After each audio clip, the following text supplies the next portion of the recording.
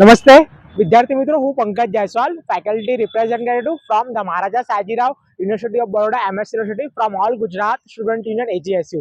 આપ સર્વ વિદ્યાર્થી મિત્રોને હું જાણ કરવા માંગુ છું કે જે પણ વિદ્યાર્થી મિત્રો હાલમાં એમએસ યુનિવર્સિટી અથવા કે ગુજરાતની કોઈ પણ ગવર્મેન્ટ યુનિવર્સિટીમાં અભ્યાસ કરતા હોય, એ લોકો અંડર ગ્રેજ્યુએશન યુજીના કોર્સ માટે અભ્યાસ કરતા હોય અથવા કે માસ્ટર ગ્રેજ્યુએશન પીજીના કોર્સ માટે અભ્યાસ કરતા હોય, તો ડિજિટલ ગુજરાતની સ્કોલરશિપ જે હોય છે તે ગુજરાત રાજ્ય સરકાર દ્વારા વિદ્યાર્થીઓને આપવામાં આવતી હોય છે. એવા વિદ્યાર્થીઓ કે જે લોકો એસસી, એસટી તથા ઓબીસી કાસ્ટથી બિલોંગ કરતા હોય છે, એસસી, એસટી, ઓબીસી કેટેગરીથી જે પણ વિદ્યાર્થીઓ બિલોંગ કરતા હોય તો તે લોકો પાસે જે સર્ટિફિકેટ હોવું જોઈએ કાસ્ટ કેટેગરીનું, તે ગુજરાત રાજ્ય સરકારનું હોવું જોઈએ.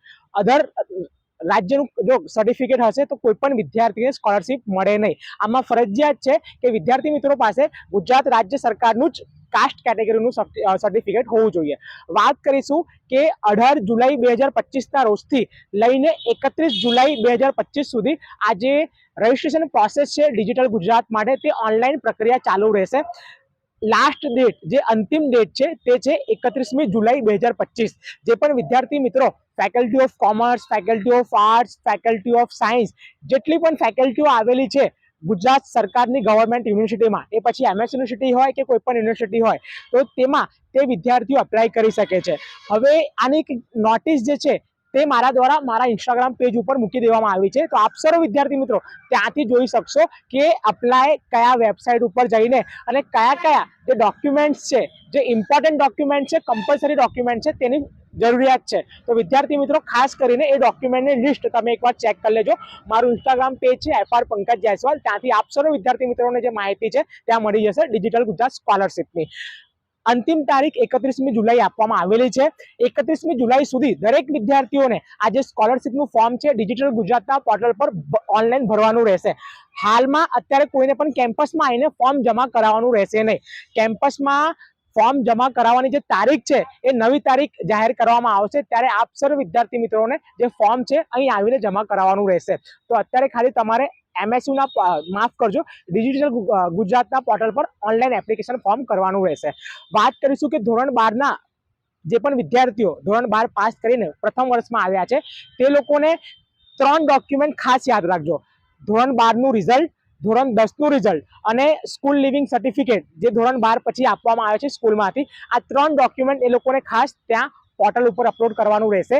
એના પછી જે પણ વિદ્યાર્થી મિત્રો હાલમાં સેકન્ડ યરમાં આવ્યા છે તો સેકન્ડ યરના વિદ્યાર્થી મિત્રોને ફર્સ્ટ યરનું જે સેમિસ્ટર 1 અને સેમિસ્ટર 2નું રિઝલ્ટ હોય છે તે અપલોડ કરવાનું રહેશે. એના પછી જે વિદ્યાર્થીઓ થર્ડ યર બીકોમ ઓનર્સમાં આવ્યા છે અથવા કે અન્ય કોઈ પણ સ્ટ્રીમ BA BSCમાં થર્ડ યરમાં આવ્યા હોય તો તેવા વિદ્યાર્થીઓને સેકન્ડ યરનું સેમિસ્ટર 3 અને સેમિસ્ટર 4નું જે રિઝલ્ટ હોય છે તે અપલોડ કરવાનું રહેશે પોર્ટલ ઉપર. જે પણ વિદ્યાર્થીઓ માસ્ટર્સના પ્રીવિયસ યરમાં હોય, માસ્ટર્સના પ્રથમ વર્ષમાં હોય, તે લોકોને થર્ડ યરનું સેમિસ્ટર 5નું અને સેમિસ્ટર 6નું જે રિઝલ્ટ હોય છે તે અપલોડ કરવાનું રહેશે. જે પણ વિદ્યાર્થીઓ માસ્ટર્સના ફાઇનલ યરમાં આવ્યા હોય એટલે કે અંતિમ વર્ષના માસ્ટર્સના, તેવા વિદ્યાર્થીઓને માસ્ટર્સનું જે પ્રીવિયસ યર હોય છે તેનું સેમિસ્ટર 1નું રિઝલ્ટ અને સેમિસ્ટર 2નું રિઝલ્ટ અપલોડ કરવાનું રહેશે. આના પછી વિદ્યાર્થી મિત્રોને જાતિનો પ્રમાણપત્ર, જે પણ જાતિથી તમે આવો છો તેનું પ્રમાણપત્ર અપલોડ કરવાનું રહેશે. પછી તમારા ફાધરનું એટલે કે તમારા પિતાનું જે આવકનો દાખલો હોય છે એ આવકનો દાખલો અપલોડ કરવાનું રહેશે. ઇફ અગર આવકનો દાખલો ના હોય, કોઈકના પિતા જો એમની ડેથ થઈ ગઈ હોય, મૃત્યુ પામી ગયા હોય, તો તેમનું મરણનો દાખલો, ડેથ સર્ટિફિકેટ એ ત્યાં મૂકી શકે છે અને તેમના માતાનું જે આવકનો દાખલો હોય તે મૂકી શકે છે. આ વિદ્યાર્થી મિત્રો કરી શકે છે આ કેસમાં. એના પછી જે પણ બેંકમાં તમારું અકાઉન્ટ હોવું ફરજિયાત હોવું જોઈએ. જે પણ બેંકમાં તમારું અકાઉન્ટ હોય એના પાસબુકની પહેલા પેજની જે ફોટો હોય છે એ ફોટો ક્લિક કરીને તમારે પોર્ટલ ઉપર અપલોડ કરવાનું રહેશે. અને શૈક્ષણિક વર્ષ 2025-26માં જે પણ વર્ષમાં તમે એડમિશન લીધું છે તો તેની તમે ફીસ પણ પેમેન્ટ કરી હશે. એ કોઈ પણ યુનિવર્સિટી હોય, કોઈ પણ ફેકલ્ટી હોય, કોઈ પણ યર માટે, તો એ ફીસની એક રિસિપ્ટ તમને આપવામાં આવતી હોય છે. એ રિસિપ્ટ તમારે ફરજિયાત અપલોડ કરવાની રહેશે. વિદ્યાર્થી મિત્રો ધ્યાન દોરજો.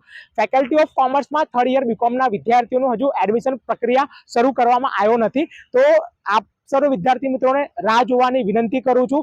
આવનાર સમયમાં જ્યારે પોર્ટલ શરૂ થશે ત્યારે થર્ડ યર બીકોમ ઓનર્સનું જે સબ્જેક્ટ સિલેક્શન છે તે કરીને તમે ફીસ પેમેન્ટ કરી શકશો. અને જો ઇન કેસમાં તમારું 31 જુલાઈ પહેલા ફીસ પેમેન્ટની પ્રક્રિયા થતી નથી તો તમારા માટે જે ડેટ છે તે લંબાવવામાં આવશે. એટલે થર્ડ યર બીકોમ ઓનર્સના વિદ્યાર્થીઓ જરા પણ ચિંતા ના કરે. તો આ વિગતો હતી. આ વિગતો સાથે આપ સર્વ વિદ્યાર્થી મિત્રોને ડિજિટલ ગુજરાત સ્કોલરશિપના ફોર્મ માટે એપ્લાય કરવાનું રહેશે. ફોર્મ કઈ રીતે ભરવાનું તેનું પણ એક સંપૂર્ણ વિડીયો મારા દ્વારા મારા ઇન્સ્ટાગ્રામ પેજ ઉપર મૂકવામાં આવેલું છે. એ વિડીયોની જે લિંક છે આ મેસેજના ડિસ્ક્રિપ્શનમાં, એને ડિસ્ક્રિપ્શન કહેવાય, એમાં મેં મૂકી દીધી છે. તો વિદ્યાર્થી મિત્રો ત્યાંથી તમે જોઈ શકશો. આના સિવાય પણ તમને કોઈ પણ પ્રકારની વિગત જોઈતી હોય અથવા કે કોઈ પણ પ્રકારની સમસ્યા આવતી હોય તો એજીએસયુના જે મેમ્બર્સ છે તેમના હેલ્પલાઇન નંબર મેં મારા ઇન્સ્ટાગ્રામ પેજ ઉપર અપલોડ કર્યા છે.